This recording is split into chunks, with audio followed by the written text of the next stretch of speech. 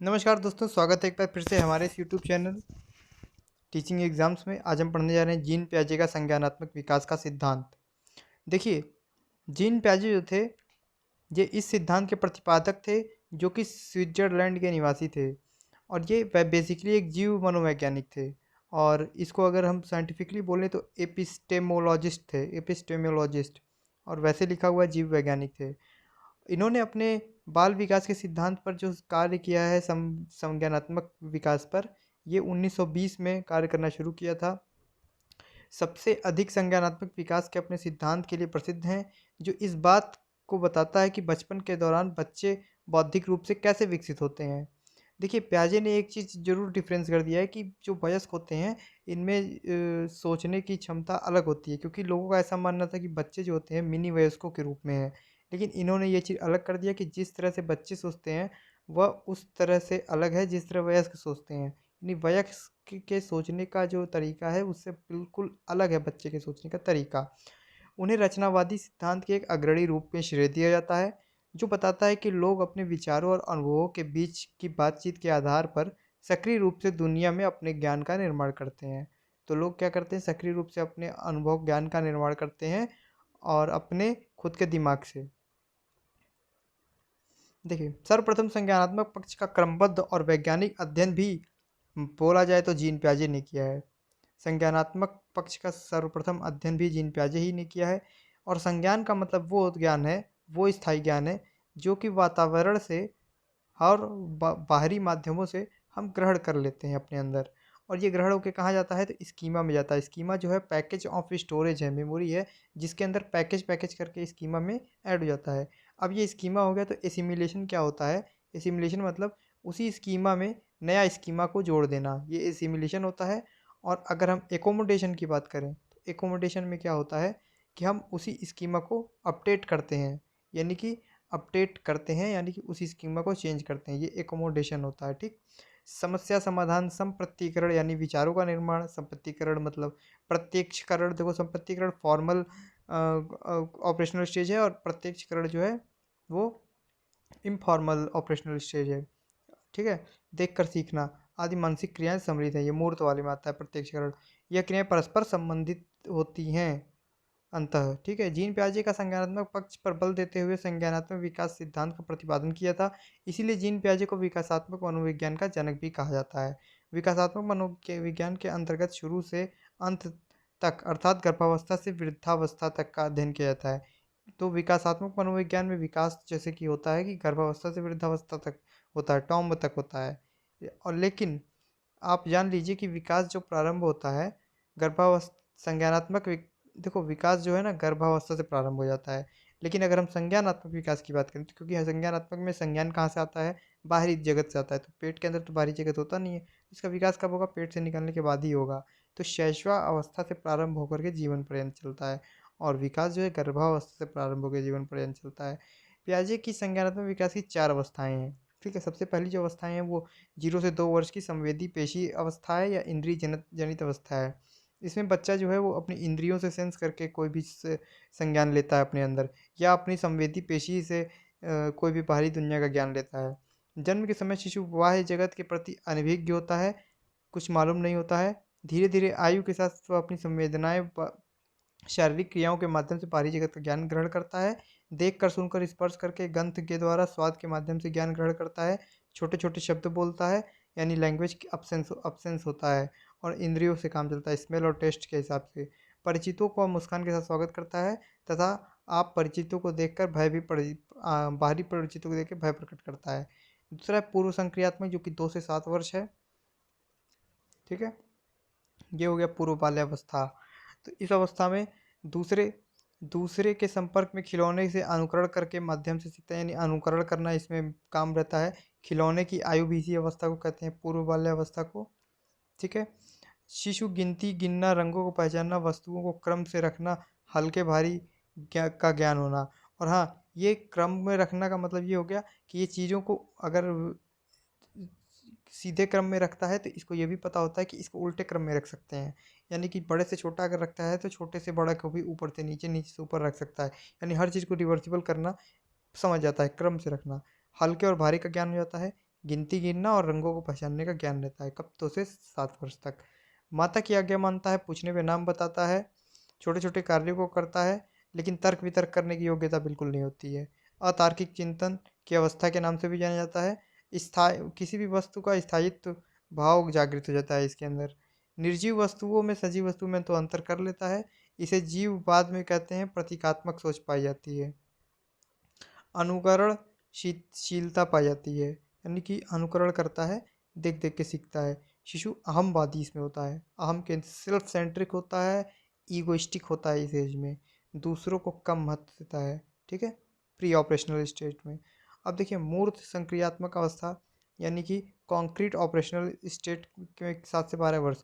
इसमें जैसे कि कोई भी चीज़ ना देख करके उसके बारे में तार्किक चिंतन कर लेता है, यानी आंखों के सामने अगर दृश्य हो चीज़ें, जैसे खिलौने उलौने, वो जोड़ने उड़ने वाले खिलौने होते हैं, वो सब जोड़ने उड़ने वाला काम जो है वो बहुत बढ़िया से कर लेता है। तो यहाँ पे तर्क वो लगा लेता है, लेकिन सोच में, मन में, एब्स्ट्रैक्ट में सोच नहीं कर पाता है। सामने होनी चाहिए चीज़ें। इस अवस्था में तार्किक चिंतन प्रारंभ हो जाता है, लेकिन बालक का चिंतन के केवल मूर्त चिंतन के ही में ही रहता है। ठीक है, मूर्त चिंतन ही कर सकता है। वह अपने सामने उपस्थित दो वस्तुओं के बीच में तुलना करना, अंतर करना, समानता, सही गलत, उचित अनुचित में विभेद करना सीख जाता है। इसे मूर्त चिंतन अवस्था से नाम जाना जाता है। दिन तारीख महीना तो बता ही देता है, साथ में उत्क्रमणशीलता बढ़ जाती है। क्या बढ़ जाती है? उत्क्रमणशीलता बढ़ जाती है। इसीलिए इसको कौन सी अवस्था कहते हैं? पलावटी अवस्था भी कहते हैं। ध्यान दीजिएगा बच्चों कि ये जो तुम्हारा स्थूल या मूर्त अवस्था है, इसे ही हम पलावटी अवस्था भी कहते हैं। ठीक है, और भाषा और संप्रेषण की योग्यता को इसमें विकसित हो जाती है, लेकिन पूर्व संक्रियात्मक में भाषा की नहीं विकसित होती है। औपचारिक में क्या होता है? भाई अभी तक मूर्त कर रहा था, अब अमूर्त भी कहेगा, सिंपल। इस अवस्था में किशोर मूर्त के साथ अमूर्त चिंतन करने के योग्य हो जाते हैं। तार्किक चिंतन की अवस्था के नाम से भी जाना जाता है। इस अवस्था में मानसिक योग्यताओं का पूर्ण विकास हो जाता है। परिकल्पनात्मक चिंतन पाया जाता है। जीन पियाजे शिक्षा में योगदान है। ये क्या क्या योगदान है भैया? जीन पियाजे शिक्षण में योगदान क्या बताया? शिक्षक को बालक की समस्या का निदान करना चाहिए, बालकों के अधिगम के लिए उचित वातावरण तैयार करना चाहिए। इन्होंने स्कीमा की भांति बदल कर बुद्धि के जीन पियाजे ने बुद्धि को जीव विज्ञान के स्कीमा की भांति बदला कर बुद्धि की एक नवीन व्याख्याएं प्रस्तुत की। क्योंकि ये जीव वैज्ञानिक थे, तो जो बुद्धि का अलग अलग सिद्धांत चल रहा था, तो इन्होंने उसको अपने स्कीमा वाले टर्मिनोलॉजी से समझाने का प्रयास किया। जीन पियाजे ने आत्मीकरण, समंजन, संतुलिनीकरण व स्कीमा आदि नवीन शब्दों का प्रयोग करके शिक्षा क्षेत्र में महत्वपूर्ण योगदान दिया। तो आत्मीकरण मतलब कि एकदम से संभाल लेना कोई ज्ञान को, समंजन मतलब मिक्स करना अपने आप को, संतुलितनीकरण मतलब कि बैलेंस रखना, कोई चेंज नहीं करना। स्कीमा, स्कीमा क्या होता है? वातावरण द्वारा अर्जित संपूर्ण ज्ञान का संगठन ही स्कीमा होता है। संरचना की व्यवहारगत समांतर प्रक्रिया जीव विज्ञान में स्कीमा कहलाती है। ठीक है, अर्थात किसी उद्दीपक के प्रति विश्वसनीय अनुक्रिया ही को ही स्कीमा कहते हैं। लेकिन स्कीमा का मैं जो वो बताया हूँ वही याद रखना। स्कीमा मतलब ये होता है पैकेज ऑफ मेमोरी, मेमोरी रखता है। अगर उस मेमोरी में ऐड कर रहा है तो एसिमिलेशन, अगर उस मेमोरी में अपडेट कर रहा है स्कीमा के, तो वो हो गया एकोमोडेशन। अब देखो क्वेश्चन, पियाजे के सिद्धांत को और किस सिद्धांत से नाम जाना जाता है? तो विकास अवस्था सिद्धांत से जाना जाता है। पियाजे के अनुसार व्यक्ति किस विकास में उसके जीवन में किस भाग का विशेष योगदान होता है? पियाजे के अनुसार व्यक्ति के विकास में उसके जीवन के किस भाग का योगदान होता है? तो बचपन के भाग का योगदान हम जानते हैं अच्छे से। पियाजे के संज्ञानात्मक विकास की प्रक्रिया में मुख्यतः किन दो बातों को महत्वपूर्ण माना जाता है? तो महत्वपूर्ण पियाजे के उसमें माना जाता है संगठन और अनुकूलन। ये बात अच्छे से याद रखिएगा कि पियाजे के सिद्धांत में जो दो बातें महत्वपूर्ण मानी जाती हैं वो संगठन और अनुकूलन मानी जाती हैं। तार्किक चिंतन की क्षमता का विकास किस अवस्था में होता है? तो औपचारिक या अमूर्त संक्रियात्मक अवस्था में होता है। ठीक है, अब देखिए व्यक्ति व्यक्ति व वातावरण के संबंध को कौन सा बाह्य रूप से में प्रभावित करता है?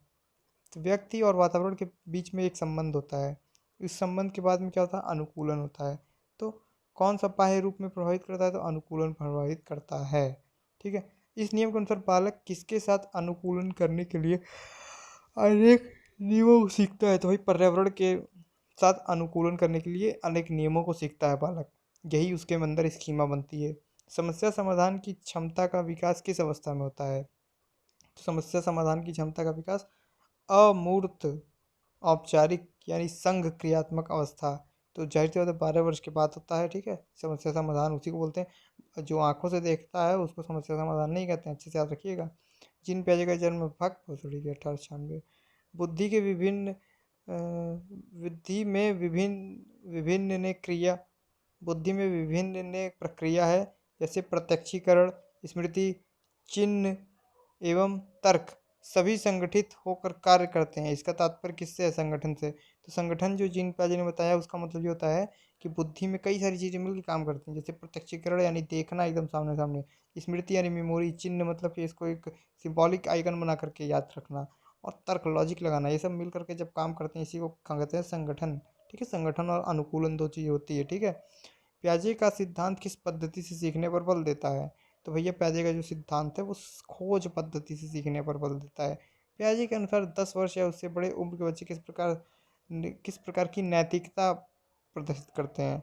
तो भैया स्वतंत्रता आधारित नैतिकता प्रकट करते हैं, क्योंकि वो तार्किक ज्ञान हो जाता है, खुद से सोचना शुरू कर देते हैं, तो स्वतंत्रता आधारित नैतिकता हो गया। जीन प्याजे की प्रसिद्धि का मुख्य कारण क्या था? बाल विकास पर किए गए कार्य। पूर्व संक्रियात्मक अवस्था में प्रकट होने वाले लक्षण को कितने प्रकार में विभाजित किया गया है? तो पूर्व संक्रियात्मक अवस्था में प्रकट होने वाले लक्षण को भाई 2-3 प्रकार से प्रभावित 2 प्रकार से पूर्व संक्रिया अवस्था में, यानी संक्रिया करने से, तो पूर्व प्रत्यात्मक काल 2 से 4 वर्ष और अंतः प्रत्यात्मक काल 4 से 7 वर्ष। प्याजे ने किस उम्र के बच्चों को अवलोकन या साक्षात्कार किया? तो प्याजे ने जो रिसर्च किया था वो 4 से 12 वर्ष के बच्चों पे किया था। संज्ञानात्मक विकास की 4 अवस्थाएं होती हैं। बाहरी सत्ता के आधार पर नैतिक चिंतन करने वाले बच्चे किस धारणा का विश्वास करते हैं? तो तुरंत न्याय में विश्वास करते हैं। बाहरी सत्ता पर के आधार पर नैतिक चिंतन करने वाले बच्चे जो होते हैं वो तुरंत न्याय की पर विश्वास रखते हैं, ठीक है। संगठन व्यक्ति संगठन बताइए, सारा दिमाग सोच एक साथ मिलकर काम करता है तो संगठन बोलते हैं। व्यक्ति मतलब पर्टिकुलर वो व्यक्ति हो गया, और वातावरण के संबंध को किस प्रकार से प्रभावित करता है? तो ये संगठन व्यक्ति एवं वातावरण के संबंध को संगठन एवं वातावरण के संबंध को व्यक्ति किस प्रकार से प्रभावित करता है? तो वो आंतरिक रूप से प्रभावित करता है, ठीक है। व्यक्ति को किस रूप में प्रभावित करता है? तो आंतरिक रूप में। जीन पियाजे स्विट्जरलैंड के मनोवैज्ञानिक चिकित्सक थे। पियाजे का संज्ञानात्मक सिद्धांत किससे संबंधित है? मानव बुद्धि की प्रकृति एवं उसके विकास से संबंधित है। यह सिद्धांत किसकी प्रकृति के बारे में बतलाता है? तो ज्ञान कैसे प्राप्त व उपयोग होता है, इसके प्रकृति के बारे में बताता है यह सिद्धांत। जीन पियाजे ने कौन सा सिद्धांत दिया था? संज्ञानात्मक विकास का सिद्धांत दिया था। संवेदनात्मक ज्ञान की कौन सी अवस्थाएं हैं? तो संवेदी पेशी 2 से 0 से 2, पूर्व संक्रियात्मक 2 से 7, अमूर्त संक्रियात्मक 7 से 11 और मूर्त संक्रियात्मक 11 से 18 है, ठीक है। विकासात्मक सिद्धांत कौन सा है? विकासात्मक सिद्धांत। तो पियाजे का संज्ञानात्मक सिद्धांत ही विकासात्मक सिद्धांत है। जीन पियाजे ने कौन सी पुस्तक लिखी है? तो लिखी है the language and thought of the child. कौन सी पुस्तक? The language and the thought of the child. आओ यार थोड़ा क्वेश्चन आंसर लगा लेते हैं जीन पियाजे के बारे में, ठीक है। ये क्या बकचोदी आ रही है भाई, ठीक है। यार ये सब चूतियापन नेचर लगता है, बकवास पता नहीं क्या आ गया।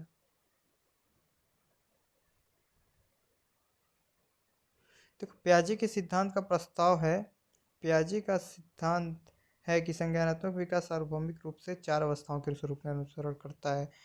कौन इस दौरान में होने वाला एक महत्वपूर्ण विकास स्थायित्व है? तो अवस्था का नाम बताइए। इस अवस्था के दौरान होने वाला महत्वपूर्ण विकास वस्तु स्थायित्व है। तो वस्तु स्थायित्व यानी कि वस्तु के बारे में स्थायी ज्ञान रखना।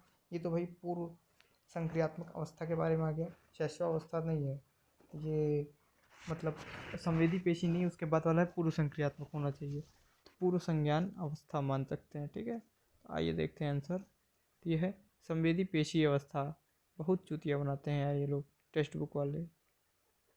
और क्या लिखा था इसमें कि संज्ञानात्मक विकास सार्वभौमिक रूप से 4 अवस्थाओं के स्वरूप अनुसरण करती है। इस अवस्था के दौरान होने वाला एक महत्वपूर्ण विकास वस्तु स्थायित्व है। देखें आंसर इनका।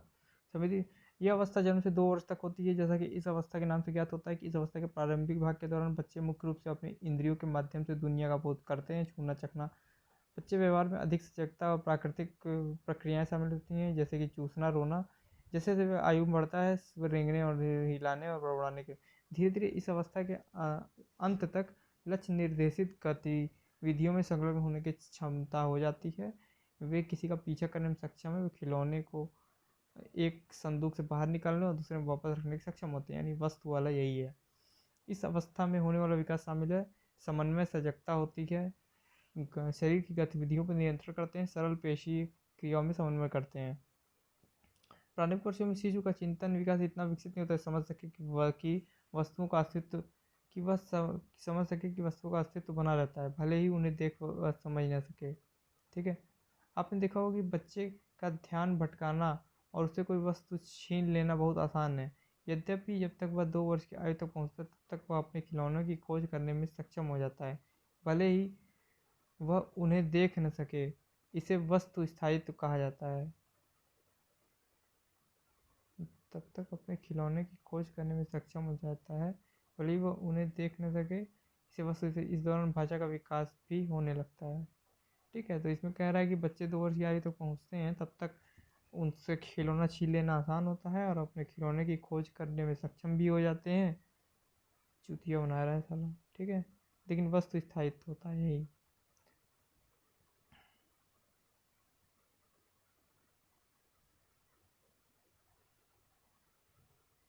अच्छा, इस सिद्धांत के अनुसार ये भी है कि चौथी अवस्था तक सभी लोग नहीं पहुंच पाते हैं।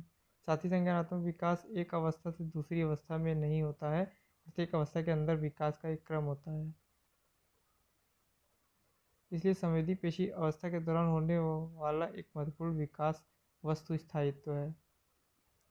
पियाजे के अनुसार सूचना प्रक्रियाकरण की कौन सी विधि अन्वित योजना यानी स्कीमा के निर्माण में मदद करती है? पूछताछ, अभिप्रेरणा, मोटिवेशन, विचार विमर्श या समायोजन? तो समायोजन जो है वो हेल्प करती है। ठीक है, पियाजे का अवस्था समायोजन एकोमोडेशन तब होता है कि जब नई चीज़ों से पुरानी चीज़ों को बदलता है। ठीक है, नई जानकारी नए स्कीमा को विकसित करते हैं। ठीक है, और विपरीत गोल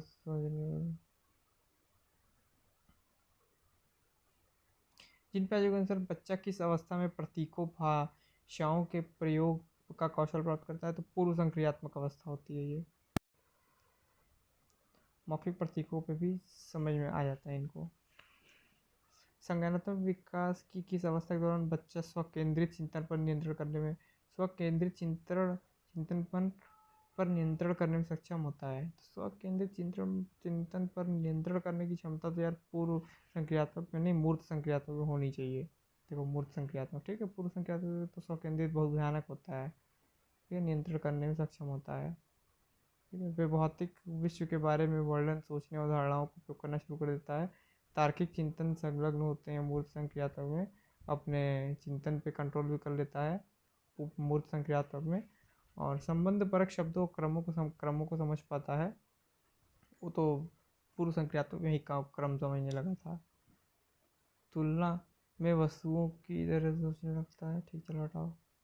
अगला देखो, पियाजे के अनुसार वस्तु का स्थायित्व क्या है? यह समझ है कि दृष्टि से बाहर होने पर भी कोई व्यक्ति या वस्तु अस्तित्व में होती है, यही है। यह संवेदी गत्यात्मक अवस्था के दौरान धीरे धीरे विकसित होता है, सही है, एक और दो दोनों सही है। ठीक है, आ जाओ आगे।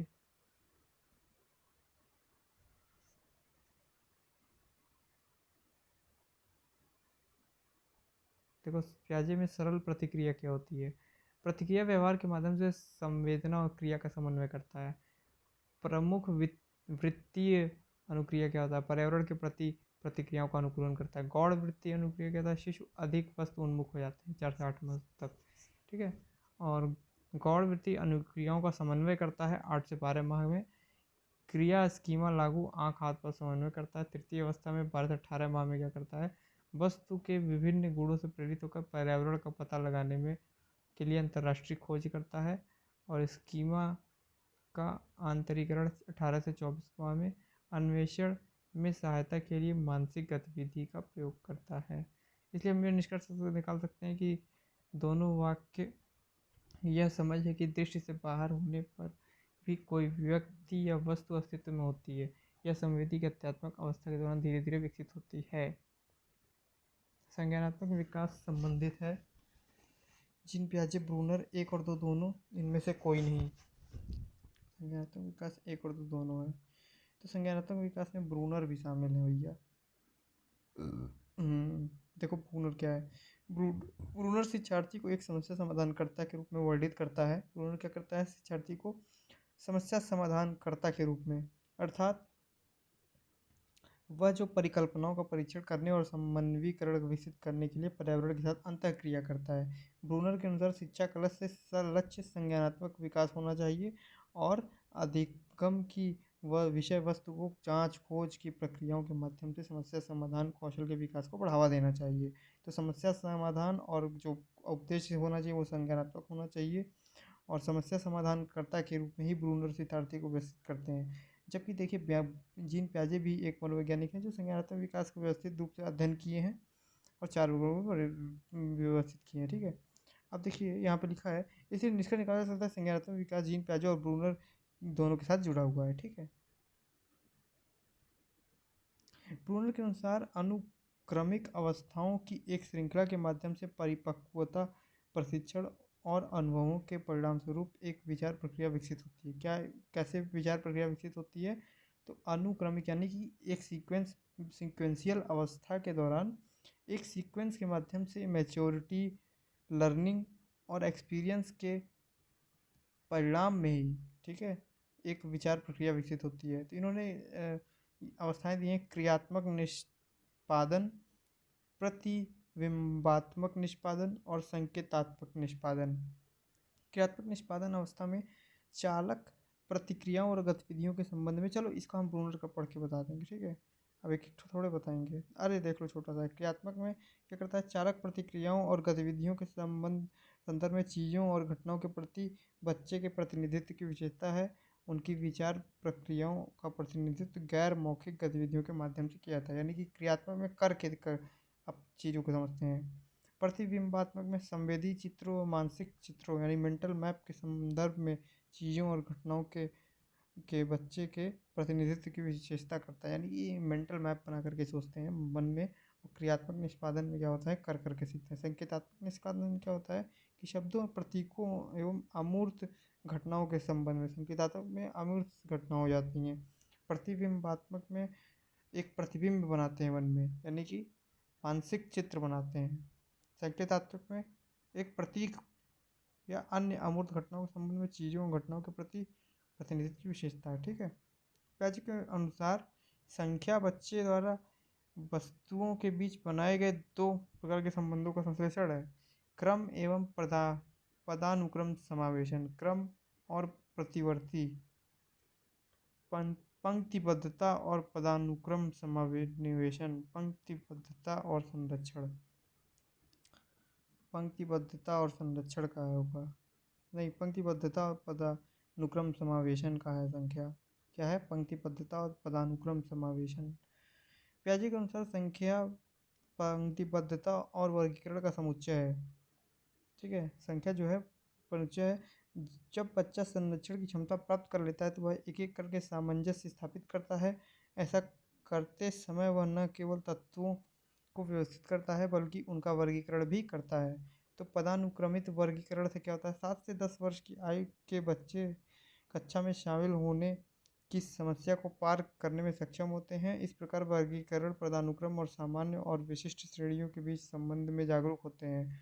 उदाहरण के लिए एक बच्चा छोटी से लेकर लंबी और इसके विपरीत क्रम में छड़ियों को सेट कर सकता है। ठीक है, ये पदानुक्रमित वर्गीकरण है, यानी कि छोटा सा बड़ा और बड़ा से छोटा वर्गीकरण कर सकता है पदानुक्रमित।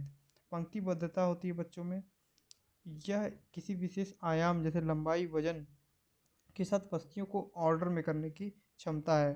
और के लिए बच्चा समझ जाता है कि ब्लॉक के एक सेट के खिलौने को एक बड़े समूह का उप समूह है, यानी कि छोटे छोटे ब्लॉक हों खिलौने के तो उसको जोड़ के पंक्ति में लगा के जोड़ सकता है।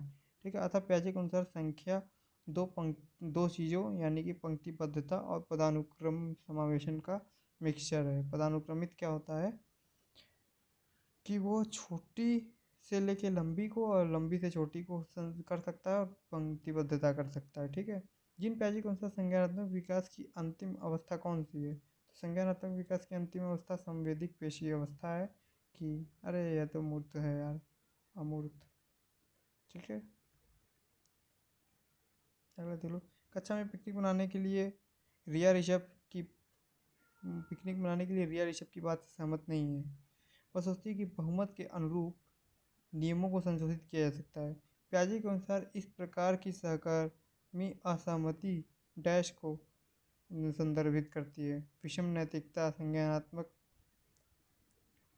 अपरिपक्वता, प्रतिक्रिया, सहयोग की नैतिकता, तो सहयोग की नैतिकता होगा। ठीक है।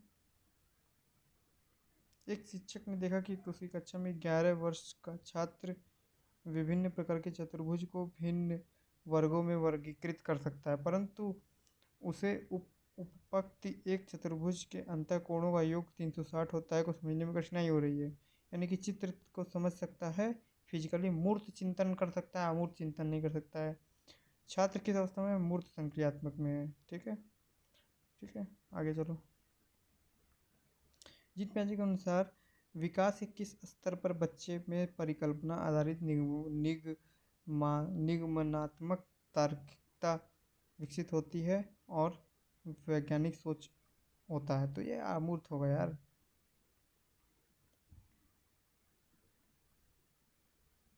देखो, पूर्व संक्रियात्मक में जीववाद होता है, अहं केंद्रितता, अपरिवर्तनीयता होता है, भाषा विकास होता है। प्रतिवर्त क्रिया संवैधानिक होता है, अंतरंग व्यवहार करता है। अब आ जाओ अगले में। प्याजे के संज्ञानात्मक विकास के चरणों के अनुसार इंद्रिय गामक अवस्था किसके साथ संबंधित है? सामाजिक मुद्दों से सरोकार, अनुकरण, स्मृति, मानसिक निरूपता, तार्किक रूप से समस्या, विकल्पों के निर्वचन, विश्लेषण की योग्यता। तो अनुकरण भी नहीं है, तार्किक रूप से भी नहीं है, सामाजिक मुद्दों में सरोकार नहीं हो सकता। ये तो चौथी अवस्था है। अनुकरण, स्मृति और मानसिक निरूपता ये दूसरे का है। तार्किक रूप से समस्या समाधान की योग्यता है। तो विकल्पों में निर्वचन करने की अनुकरण, स्मृति, मानसिक निरूपता ही होगा।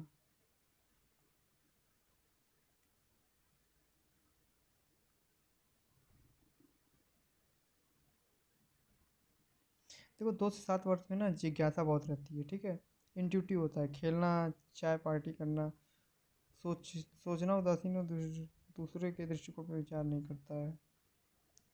ठीक है। प्याजे के संज्ञानात्मक विकास सिद्धांत के अनुसार एक बच्चा डैश अवधि में तार्किक सोच, अरे भैया मूर्त मूर्त मूर्त में क्या हो जाता है? तो डैश अवधि में तार्किक सोच में सक्षम होता है।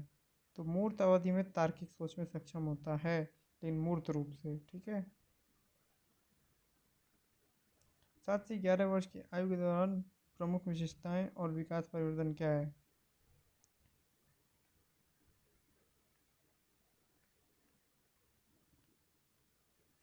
कक्षा छात्र कक्षा में अलग अलग आकृतियां खोजेंगे और वीडियो देखकर मॉडल तैयार करेंगे। इस उदाहरण में किस विधि का अनुसरण किया गया है? आगमनात्मक, निगमनात्मक, आगमनात्मक होगा यार। खोज विधि रचनावादी विधि है, रचना करो। ठीक है, चलो बाय।